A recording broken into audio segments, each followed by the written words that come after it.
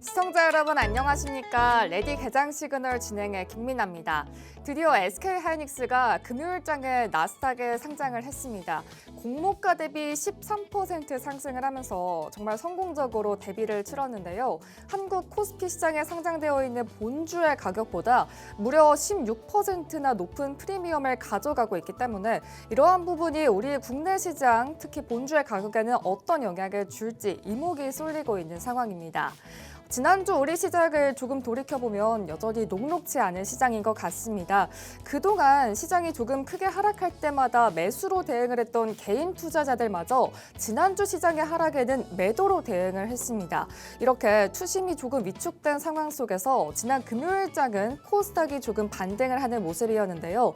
반도체 소보장단이 시세가 조금씩 좋아지고 있는 상황입니다. 지금 프리장에서도 반도체 소보장단에서 조금 상승불이 켜지고 있는 상황인데요. 특히 테스나 PSK가 강하게 상승을 하고 있습니다. 이러한 흐름 속에서 코스닥이 그간의 소름을 딛고 일어설 수 있을지 끝까지 지켜보셔야겠습니다. 이번 주도 다양한 이벤트들이 준비가 되어 있는 상황입니다. 일단 화요일과 수요일에는 CPI, PPI가 발표가 예정되어 있는데요. 여기서 어떻게 발표를 하는지에 따라서 앞으로 FOMC의 결과가 결정될 수 있기 때문에 이번 주 이벤트들을 주목할 필요가 있겠습니다. 또 목요일에는 TSMC의 실적 발표 그리고 한국금통위의 금리 결정이 예정되어 있습니다. 이번 한국금통위에서는 금리 인상을 결정할 것으로 많은 분들이 예측을 하고 있는 상황인데요. 이런 상황 속에서 우리는 어디에 집중을 해봐야 할지 잠시 후에 박건욱 전문가님과 얘기 나눠보도록 하겠습니다. 그럼 본격적인 시작에 앞서서 간밤 미증시 마감 상황 그리고 개장 전 체크해봐야 될 뉴스들 짚어보고 돌아오도록 하겠습니다. 안녕하세요. 레디 개장 시그널 캐스터 김다영입니다. 금요일 시장은 낙관론에 베팅하면서 강세를 이어갔습니다. 다만 주말 사이 중동 긴장이 한층 고조됐는데요. 자세한 지수 상황 확인해 보시죠.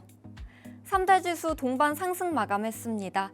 다우존스는 0.29% 오른 52,637선에 마감했고요. 나스닥은 0.29% 오른 26,281선에, S&P 500은 0.42% 상승한 7,575선에 안착했습니다. 하반기에도 반도체가 증시를 지탱하고 있는데요.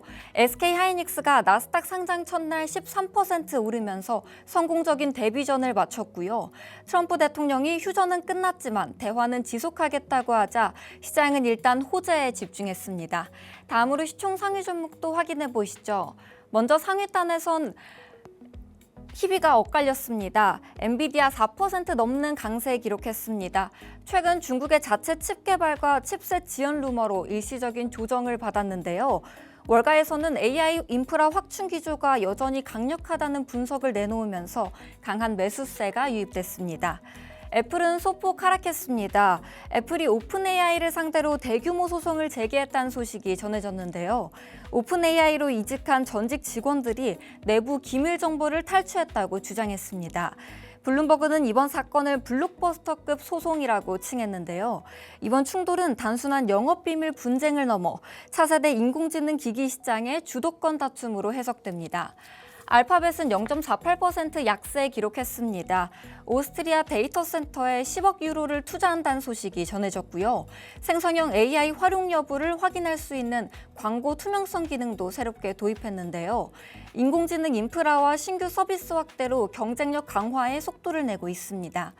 마이크로소프트는 소폭 올랐고요. 아마존은 0.69% 약세 기록했습니다. 아마존이 공격적인 가격 정책으로 배송 시장 공략에 나섰습니다. 최대 30%의 비용 절감 효과를 내세우며 UPS와 페덱스 고객 확보에 속도를 내고 있는데요. 이 소식에 UPS와 페덱스 주가는 하방 압력을 받았습니다. 다음으로 시총 6위부터도 보면 메타와 테슬라를 제외하고 약세 마감했습니다. 먼저 스페이스X 4% 넘게 급락했습니다. 차세대 재사용 로켓 시장에 강력한 경쟁자들이 등장했는데요. 중국이 추진체 회수 실험에 성공했다는 소식이 전해졌고요. 일본도 재사용 로켓 시험 발사에 나서면서 본격적인 다자 경쟁 체제로 전환되고 있습니다. 브로드컴은 소폭 하락했고요. 메타는 6% 가까이 강세 기록했습니다. 차세대 인공지능 모델인 뮤즈 스파크 1.2를 공개했는데요. 코딩 작업에 특화된 모델로 개발자 대상 인공지능 서비스에 본격적으로 나설 계획입니다. 자체 칩부터 클라우드 사업과 신규 AI까지 맞물리면서 주가는 상승세를 이어가고 있습니다. 로보택시 모멘텀 속에 테슬라는 소폭 올랐고요. 일라릴리는 2% 넘는 약세 기록했습니다. 다음으로 국제유가 흐름도 체크해 보시죠. 지난주 유가는 소폭 하락했습니다. WTI는 0.93% 내린 71달러 선에, 브렌트유는 0.38% 하락한 76달러 선에 안착했습니다. 다만 주말 사이 호르무즈 해협이 다시 닫히면서 유가는 다시 고개를 들고 있는데요. 미국과 이란이 대규모 공습을 주고받았고요. 양국의 무력 충돌이 걸프 전역으로 확산되는 양상을 보이면서 유가는 변동성이 더욱 커지고 있습니다.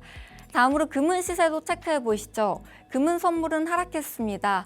금은 선물은 0.65% 내린 4,113달러 선에, 은 선물은 0.96% 하락한 60달러 선에 마감했습니다. 지난주 금값은 등락을 반복했습니다. 중동 긴장에 따른 안전자산 수요와 연준의 긴축 우려가 동시에 나타나면서 뚜렷한 갈피를 잡지 못했는데요. 이번 주에도 물가와 금리 기조, 그리고 중동 정세가 금값을 좌우할 전망입니다. 네, 지금까지 미증시 마감 상황 전해드렸는데요. 이번 주에는 2분기 실적 발표가 본격적으로 시작됩니다. 다만 지정학적 리스크가 여전히 변수로 남아있는 만큼 계속해서 시장 흐름 체크해 보시죠. 지금까지 미증시 전해드렸습니다. 안녕하세요. 개장 전 체크포인트 캐스터 송민지입니다. 전거래일 금요일이었죠. 양시장 나란히 반등하면서 매수 사이드카가 발동되기도 했습니다.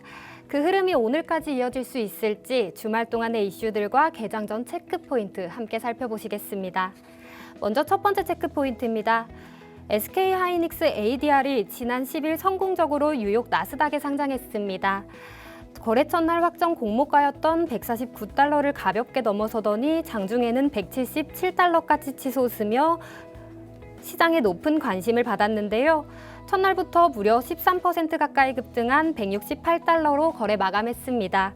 전거래일 코스피 시장에서 기록한 종가보다 약 16% 높은 수준입니다. 이번 상장으로 SK하이닉스가 조달한 자금은 265억 달러로 우리 돈으로 약 40조 원에 달하는데요. 이는 미국 증시 역사상 외국 기업 IPO 가운데 역대 최대 규모입니다. SK하이닉스는 상장을 통해 확보한 자금을 신규 설비 투자에 집중 투입할 전망입니다.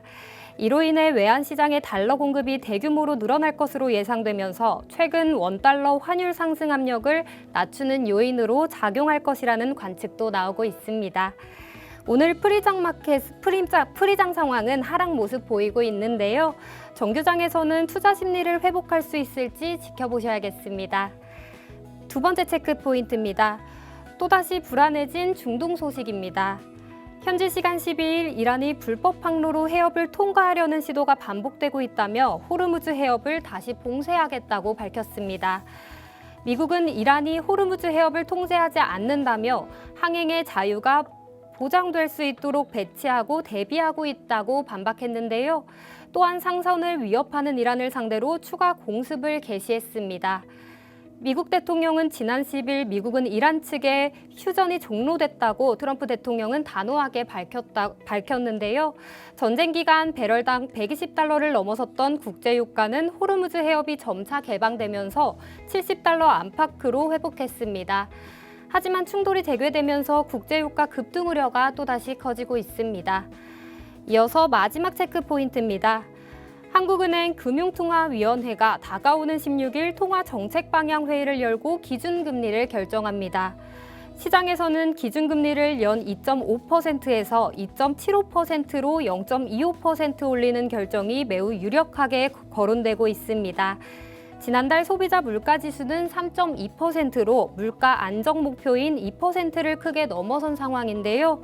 인플레이션 압력이 여전한 데다 원달러 환율 상승 영향으로 기준금리 인상에 나설 수밖에 없다는 전망입니다. 실제 인상이 이뤄지면 2023년 1월 이후 3년 6개월 만에 긴축 결정입니다. 신현석 한국은행 총재도 국회 업무보고에서 목표 수준을 웃도는 물가 오름세동을 고려할 때 적절한 시기에 기준금리를 인상할 필요가 있다고 입장을 밝혔는데요. 기준금리 인상 여부로 인해 우리 증시에도 영향이 있는 만큼 함께 체크해 보셔야겠습니다. 네, 지금까지 개장 전 체크포인트 함께 살펴봤습니다. 지금까지 캐스터 송민지였습니다.